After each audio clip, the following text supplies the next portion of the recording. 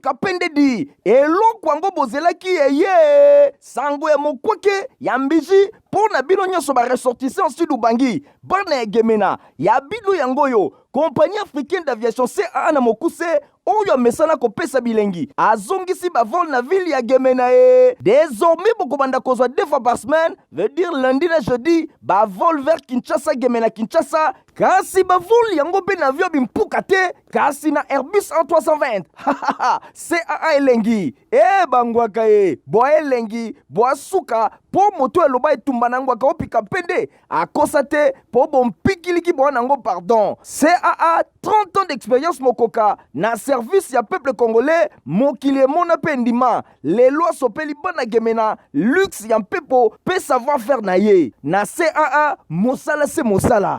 Bonne balazon sur le journal ya peuple pour la peuple info lingala tokoba toujours na page rétrospective année 2023 et pas wapi total seki binondenge président de la République Félix Antoine Tshisekedi a commis si effectif masolo ya gratuité ya maternité tobeta lisusu masolo ndenge président de la République ayambaki ba joueur ya Léopard après qualification na bango na CAN Côte d'Ivoire 2023. Bonne nouvelle pour la population congolaise. Président de la République Félix Antoine Tshisekedi Tshilombo a rendre possible au Bota à Kendaki Kotala ba nouveau-né au Bazali ba premier bénéficiaire na masolo etali gratuité à maternité. Oh, vraiment na maman na vraiment. Aduka matama loba ya ngai. Objectif utile ezali ko veiller que moi signaux so à perdre moi na été na tangu ya kobota couverture santé universelle ezali option T kasi ezali bongo devoir ndenge président de la République Félix Antoine Tshisekedi Tshilombo a souligné qui ah bon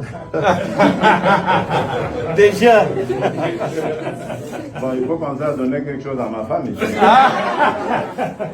Ba hôpitaux retenus pour la gratuité à maternité ezali ebele ndeti na commune ya Kasavubu Asosa médicale Victoire médicale Louange pe bongo na bongo na commune ya Barumbu toza bongo na centre hospitalier maternité ya Kasai Barnière pe Eden Clinique bongo na commune ya Gombe toza pe na clinique chinoise clinique Ngalema médecin de nuit centre de santé Libota pe mususu boye baki na commune ya Kinshasa toza na centre de santé ya Itaga centre de santé ya Mongala na commune ya Limete toza bongo na Saint-Joseph pe clinique Bondeko ba commune eza ebele oyo maternité eza bongo ya Ofele na commune ya Ngaba na Njili Luku, Lingwala, Bandalungwa, Ngiringiri, Mbinza Ozone, Mongafula, Pemususu.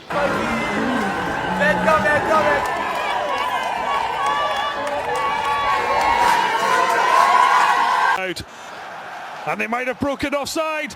Cutback is on, but he fires it in himself. Chef de l'État, Félix Antoine Tshisekedi Tshilombo, ayambaki autour ya dîner na palais présidentiel, équipe nationale ya football ya République démocratique du Congo, na sima ya qualification na bango na Coupe d'Afrique des Nations Côte d'Ivoire 2024, oyo kobeta na mois de janvier.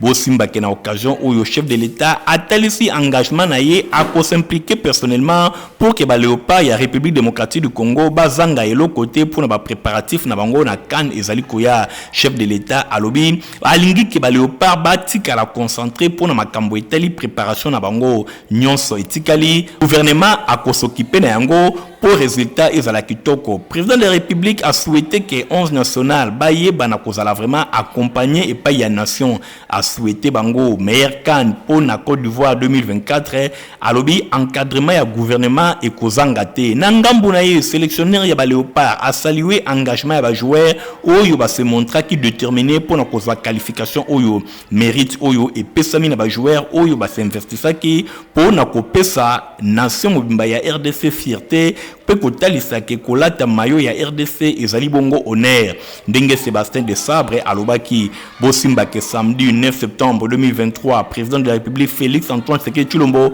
accompagné na distinguée première dame Denise Nyakero Tshisekedi basalaki déplacement ya stade de Martyr pour na soutenir ba léopard ya RDC liboso ya ba crocodile ya nul ya Soudan. Bosimba kezalaki pour na compte ya 6e et dernière journée ya éliminatoire ya CAN 2024. Victoire ya équipe nationale ya RDC na score ya 2-0 et permettre bango baza la premier ya groupe na bango avec 12 points liboso ya Mauritanie oyo azwi 10 points pe azali bongo qualifié.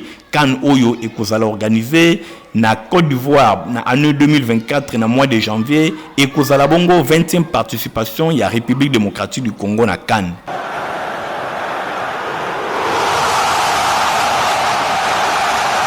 Après une année à tête à SADC, Félix Antoine Tshisekedi, il y a RDC à passer qui commande et pas ya moningane, il y a Angola, Namasolo et Tali. C'est ni pour la participation, il y a la femme dans le processus électoral, délégation, il y a la femme oyo bazwai oyo babuta ki bisika na Afrique, ben mama ki pa ya Denis Kadima.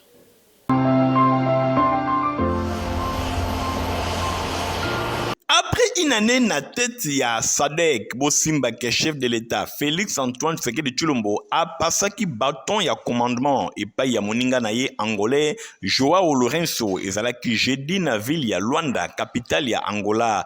Passation Oyo ezalaki na cadre ya 43e sommet ya organisation régionale Oyo.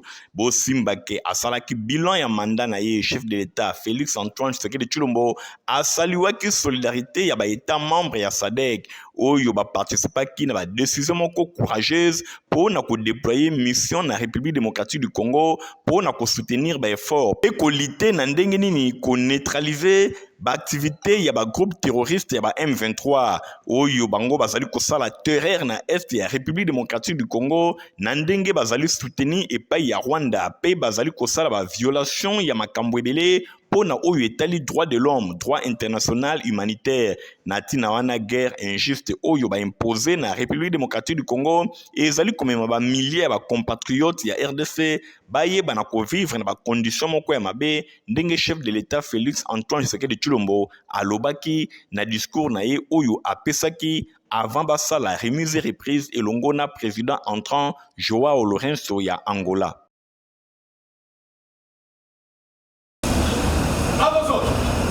Commission électorale nationale indépendante Denis Kadima abetaki masolo na délégation ya ba femme bautaki na ba pays ebele na Afrique bakambamaki na Bineta Ndeyo Diop oyo azali envoyé spécial ya président ya commission ya Union africaine Moussa Faki Mahamat ezali bongo banane na mission na République démocratique du Congo numéro 1 ya centrale électorale azalaki accompagné na deux vice-présidents na ye bienvenue Ilanga Lembo pe Didi Manara Linga elongo na rapporteur Patrice C Yamulela Kester adjoint Sylvie Birembano Balume pe directeur ya cabinet na ye Dieudonné Chiyoyo ba échange oyo balobelaki mingi participation ya basi pe ya ba jeune na processus électoral envoyé spécial ya président Moussa Faki Mahamat akumisaki na kombo ya institution africaine ba effort oyo bazali ko déployer na ngambu ya CENI pour na inclusivité pe respect ya calendrier alobi atindami azali envoyé spécial ya président ya commission ya Union africaine na tête ya délégation moko actuellement na visite na République démocratique du Congo objet na bango ezali bongo processus ya paix na est pe kotala ndenge nini processus électoral ezali kotambola parce que bango nyonso balingi makambo bana kotambola malamu pe basi bazala ebele bango bazali vraiment na processus oyo balingi eza na crédibilité basolola ki na ndenge ya malamu elongo na président ya CENI pe ba membre ya cabinet na ye dialogue oyo ezalaki important liboso batalaki ndenge nini basi basanrolaki na ba liste pe lisusu ndenge nini basi bako voter bango balobelaki bapozaki ba question ya parité oyo constitution ezali kolobela pe lisusu ba parti politique bazali kosenga na bango bayeba na kosala lisusu makasi démarche oyo ezali pe kotala ndenge nini basi bako participer na processus électoral ndenge nini bako voter pe ndenge nini bako voter bandeko basi na processus oyo ezali bongo kobongama bazali convaincu que nyonso ezali kosalima na ndenge ya malamu be élection ekoleka na ndenge ya malamu na image ya CENI ndenge nini bango ba constater amélioration pe mosala ezali vraiment remarquable communication pe ba prévention nyonso ezali kosalema ndenge Bineta Ndeye Diop atalisaki avant alobaki ba matériel nyonso pe ezali bongo ko s'apprêter pour ete makambo bana koleka na ndenge ya malamu ba observer que ba proposition nyonso na ba élection oyo elekaki basi ba ko jouer rôle moko très important na ndenge bango batalisi.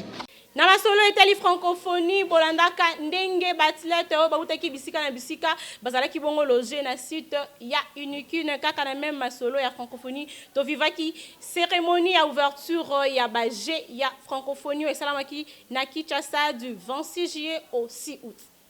Directeur national de la francophonie akendaki mercredi 19 juillet 2023 na université à Kinshasa et Paiwapi ba différentes délégations ezali logé. Objectif ezalaki ya s'assurer que ba service nyonso ezali ko fonctionner ndenge ya malamu pe ba occupant ya village ya baje ya francophonie bazali kozanga eloko te mai électricité internet sécurité domaine mon côté ezali bongo ya kobosana a visitaki ba résidence oyo nyonso a vérifier ki ndenge ezali ko fonctionner après logement a visitaki cuisine depuis quelques jours ezali ko fonctionner en plein régime pour na kolesa plus de 300 personnes oyo baza logé depuis le 14 juillet. Ba équipe ya régie des OP ya SNEL bango nyonso bazali bongo déployé sur place en permanence pour na kobongisa makambo nyonso et les kamalamu.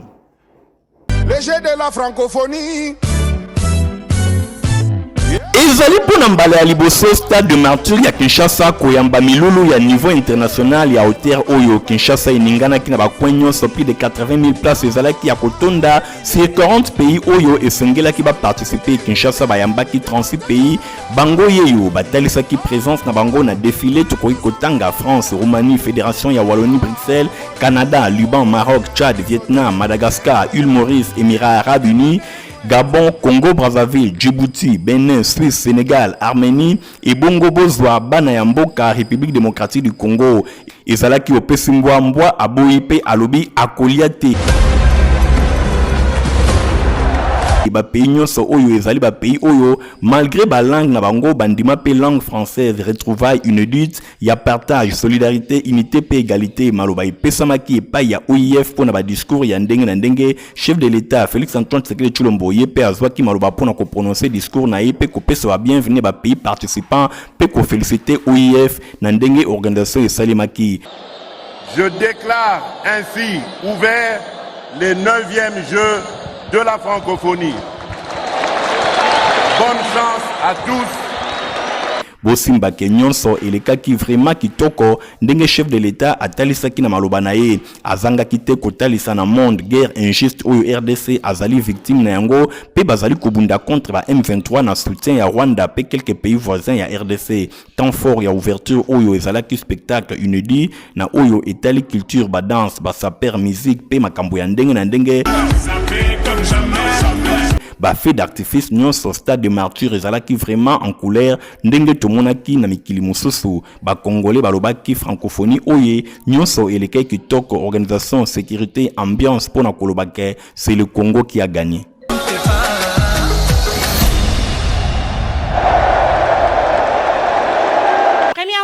Denis Nyakero Tshisekedi akitaki na hospital ya Mabanga po na kotala misala ya réhabilitation na ville provinciale ya Kinshasa. Blaise Kimbalimba, nouveau inspecteur provincial ya la police azwaki commande ya la police routière. Ebele ya misala oyo ezalaki consacré na construction pe rénovation ya centre ya médecine mixte pe anémie yango eyebanaki mingi na kombo ya centre Mabanga lelo bakomi komilengele pona ko dévoiler elongi ya sika pe ko reprendre ba activité na bango. Distinguée première dame Denis Nyakero Tshisekedi akitaki yemoko na site oyo pona ko s'assurer que ba travaux ezali ko avancer selon calendrier na bango ya ko la réouverture na mois octobre 2023. Ba personnel soignant pe ba patient kalaté ba koza privilège ya ko découvrir ba installation oyo ezali penza ko répondre na ba nombre strict ya matière ya santé. Ba koza pe lisusu ba service supplémentaire locaux la ophtalmologie, dentisterie et kokoma désormais accessible pour na ko rendre na ba besoin ya communauté et sengeli boyeba que pendant période ya ba travaux ba maladie nyonso bazalaki accueilli na centre yolo médical wapi pai bazali na nkuna ti ba ko bénéficier na prise en charge continue pe intentionnée. Pour un rappel, ezalaki bongo na mois ya février 2023 nde épouse ya chef de l'État Denis Nyakero Tshisekedi asalaki pose ya première pierre pour la misala ya réhabilitation pe modernité ya centre Mabanga. Centre kaka moko oyo ezali dédié na prise en charge ya ba drépanocytaire. Au banda création en fondation Denise Nyakero Tshisekedi à s'investir pleinement na ko sensibiliser dépistage précoce topé électrophorèse. Ba memi pe soutien na bango na structure oyo ya prise en charge ya ba maladie oyo.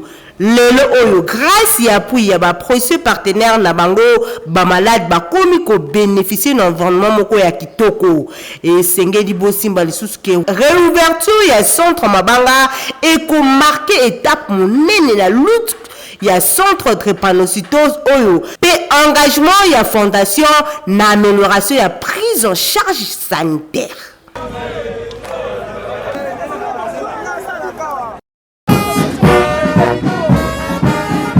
Gouverneur ya ville ya Kinshasa, Jean-Tini Ngobilambaka, a présidé qui mardi 12 septembre 2023 na stade de martyr na Kinshasa, cérémonie ya remise ya étendard ya commandement et paye ya nouveau commissaire provincial ya police ville ya Kinshasa, général Blaise Mbula Kilimbalimba. Général Blaise Kilimbalimba oyo bapesaki étendard symbole ya commandement boye ezalaki bongo liboso ya bato ya ndenge na ndenge bosimba ke liboso ya ba unité ya police provinciale. Gouverneur ya ville ya Kinshasa, Jean-Tini Ngobilambaka, a confié 2 missions principales et pas ya nouveau chef ya police ville ya Kinshasa. Ezali ya liboso sécurisation ya population kinoise pour lutter contre banditisme urbain oyo bazali kobenga kuluna, particulièrement na commune ya Makala pe na district ya Tchangu. Pe lisusu phénomène kidnapping asengaki na général Blaise Mbula Kilimbalimba a s'investir makasi na lutte contre l'embouteillage pe tracasserie policière na banzela nyonso na Kinshasa. Natina wana patron ya ville ya Kinshasa, gouverneur Jean-Tini Ngobilambaka a félicité ki professionnalisme na tango ya ba 9e G ya francophonie oyo euti kosale makala mingi te. Na ngambo na ye nouveau chef ya police ya ville ya Kinshasa, Blaise Mbula Kilimbalimba, a remercié qui président de la République Félix Antoine Tshisekedi Tshilombo na ndenge a commissaire général pe a remercié qui gouverneur ya ville ya Kinshasa na ndenge andimaki koya en personne pour na ko présider cérémonie oyo malgré ba occupation na ye ya ndenge na ndenge. Boye général Kilimbalimba lobi ye elongo na équipe na ye ba kotia en place ba stratégie ya ndenge na ndenge pour na ko réussir mission oyo gouverneur ya ville ya Kinshasa a confié bango pe a sengi na ba policier nyonso ba ye na ko capitaliser ba mission oyo patron ya ville a pesi bango. Général Blaise Kilimbalimba a sengi na population ba travailler na synergie et longo na police nationale congolaise ba benga tango nyonso ba numéro d'urgence en cas ya danger. Bo simba que cérémonie oyo et se clôturaki na défilé ya ba différentes unités ya ville province ya Kinshasa. Le maximum ce sont les mamans. Bavol ya Kinshasa Gemena Kinshasa ici et bandi à travers Airbus A320 premier vol et seulement qui kitoko kuna na Gemena. 50 nde ezalaki Air Oyo Airbus A320 ya compagnie africaine d'aviation CAA na bokuse et kitaki pona mbala liboso na aéroport national ya Gemena depuis bakangaka escale Oyo na 2016 na pied d'avion tomonaki maire ya Gemena Jacob Luba ya Mbuka Oyo asaluaki commandant à bord Lick Scripsens na ba membre nyonso ya équipage avant amema bango po ba saluer ba chef coutumier ya ville ya Gemena pe bato ya nzinga oyo ba entouraki président national ya association socio-culturelle Ngambe Bouclier Mbaka Emmanuel Ngbali Gaza oyo ba bundi makasi elongo na ba autorité provinciale ya Sidubangi na fête ya Sidubangi pona ko convaincre hiérarchie ya CAA po bandima ko servir ligne aérienne oyo kitoko. Merci à la hiérarchie de la CAA qui finalement a accepté de répondre positivement à notre démarche. Nous remercions les ministres du Transport et de la Communication qui ont mis en compétitivité. Nous remercions également et nous remercions toute la population qui nous a soutenus. Toute la population qui nous a soutenus pour cette démarche. Ambiance ezalaki total na aéroport ya Gemena population bayaki ebele oyo babinaki na rythme ya groupe folklorique Gazawili.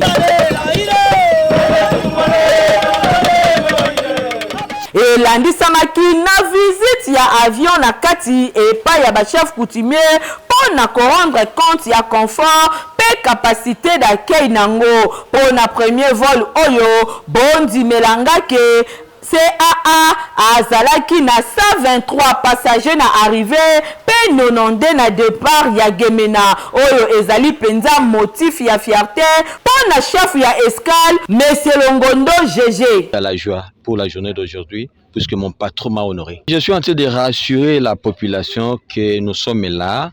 Donc on a organisé 2 vols par semaine. Je sais que si plus on va augmenter le trafic, nous allons aussi modifier, on va ajouter encore un autre. Voilà la seule promesse que moi je paie, que nous sommes avec vous et nous allons desservir la contrée du sud du Mali.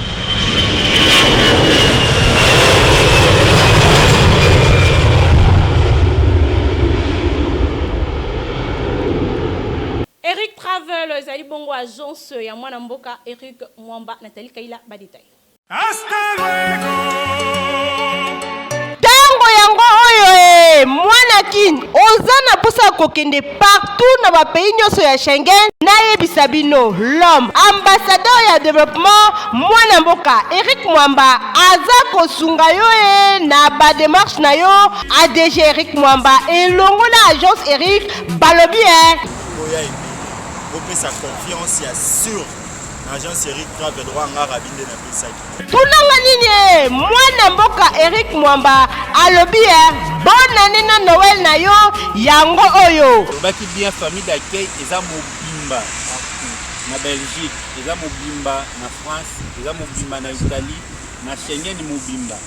Bombo sanate yo oza pe na pose kokende na Turquie, Dubaï, Afrique du Sud, Chypre, oza na pose ya visa Schengen, États-Unis, kokende na yo musika te, agence Eric eza wana erataka te sur prise en charge na yo pe eza rassuré. Agence Eric Travel ezwami bongo na 11e rue Limete, mosika te na INPP. Yo oza na Tiangu, boulevard Lumumba, côté ya Masina, soki olingi okota na entrée Kimbuta.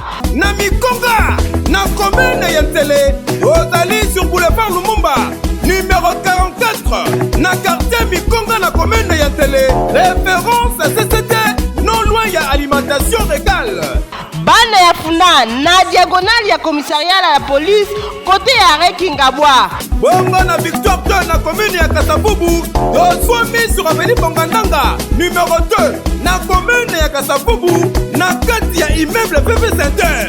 E bongo yo na Lukunga, kende kaka na Kitambo magasin, pene ya Facebook. Bongo na rond-point Ipen, dosali sur avenue Marine, numéro 1189, na quartier Ngomba Kikusa, na Binza Ipen, en face ya entrée principale ya église de la Porte.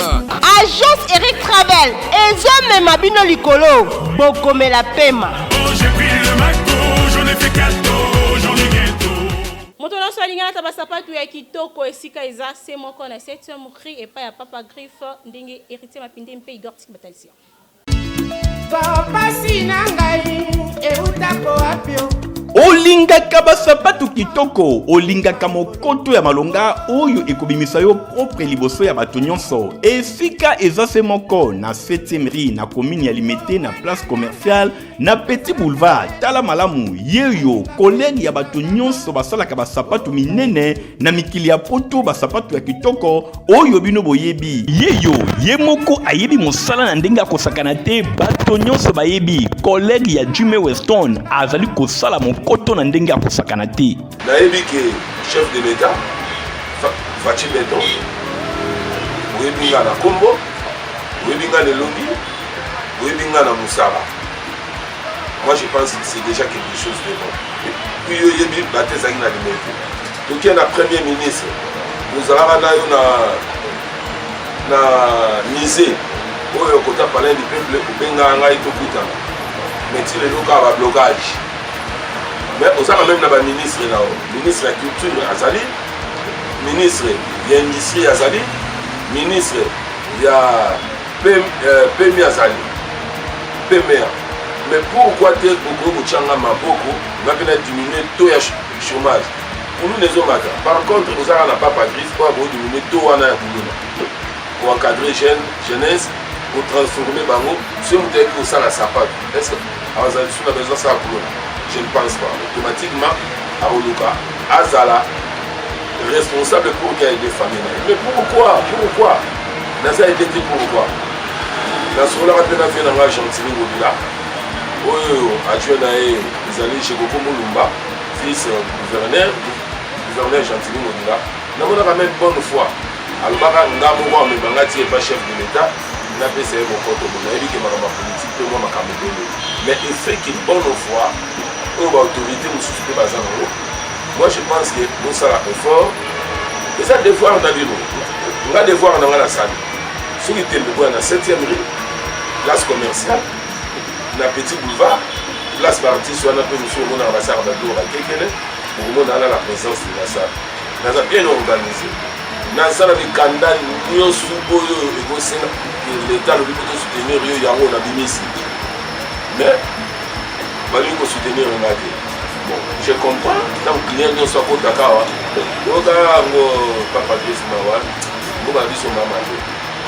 on va soutenir Rio. Il faut Simba Science. Maintenant, dans Simba Science, on a vu la matin. Donc, je suis Ria Awa. Aux ala la fête, au diable, nous sommes la fête. Là, tu as fait ça. Aux ala la mariage, là, tu as fait. Aux ala sapat, tu as mon nez, le col à Ink. Il y a un ordinaire comme un roi est mort. Aux ala le roi est mort. On est comme un bolide, le col à Ink. Il y a un salon. Dans sa réparation, dans sa fabrication. Donc, comme il se doit. Oyoki adresse Ezase Moko na 7e rue Petit Boulevard na commune ya Limete et pa wapi ba chaussure ba sandal ba mapapa ezali kosalema na ndenge ya kosakana te soki okoti awa obosani Italie libela. Pour avoir la binoma la santé à Kitoko pour te Ezase Moko protiva. Ah merci! Yabouine! Bana nyoso baza kuringa! À la pochette!